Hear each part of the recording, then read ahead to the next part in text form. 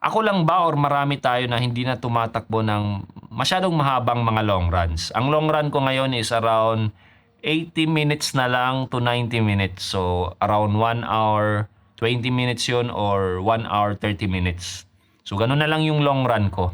Tapos easy run na lang. Pero paminsan-minsan yung long run ko, nilalagyan ko ng workout or mga intervals sa kalagitnaan. Yun yung pinili ko kasi araw-araw na akong tumatakbo. Gaya na nasabi ko before, ang pagtakbo kasi or yung improvement natin sa ating running, makukuha natin yan kung nababalance natin yung stimulus sa ating recovery. So dahil araw-araw akong tumatakbo, kailangan kong makarecover the next day.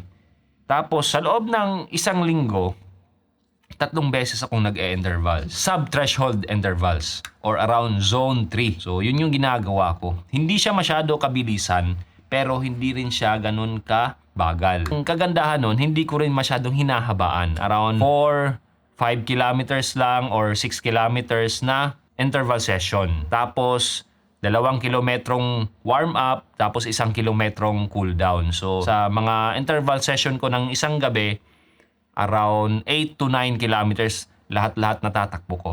Pero yung interval lang talaga noon is around 4 plus kilometers to 6 kilometers. So usually tumatakbo ako ng sabihin na natin 1 kilometer times or 1 kilometer times 5, ganon. 1.5 times 3 times 4, ganon.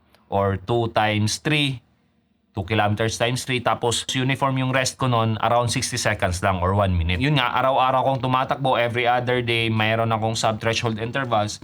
Hindi na ako tumatakbo ng super habang long run.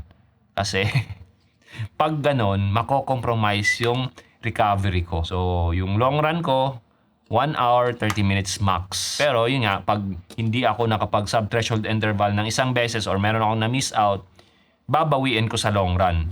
Sa kalagitnaan ng long run, meron akong sub-threshold intervals or workout. Hindi ko sinasabi itong bagay na to para sundin nyo.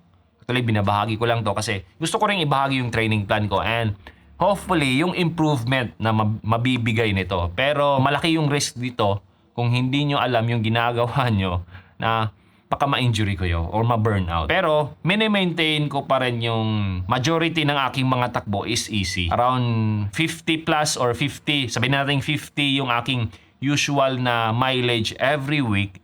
Sa 50 kilometers na yon, around 30% lang yung talagang sabihin na natin high intensity or higher yung intensity, yung zone 3 or yung sub-threshold intervals.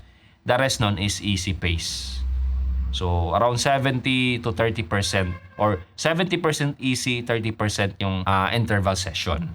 So, para hindi ako ma-injury. Saka, isa sa rason kung bakit hindi ko masyadong hinahabaan din yung aking mga long run is that because wala rin akong plano na tumakbo ng full marathon this year. I mean, hindi pa pumapasok sa isip ko na mag-full marathon ako. Hanggang 21K lang ako. Kasi, gaya na nasabi ko before, yung tuhod ko, nung nadisgrasya ako sa motor, talagang problemado. Alam ko, hindi siya ganun ka-durable. So, hindi ko naiisip na tumakbo ng 42 kilometers kasi masakit na yung 21 kilometers para sa akin. Good enough distance na yon para ma-test out ko yung sarili ko.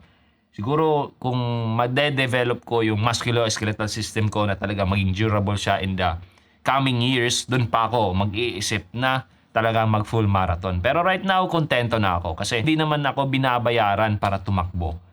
Ginagawa ko to para sa fitness ko.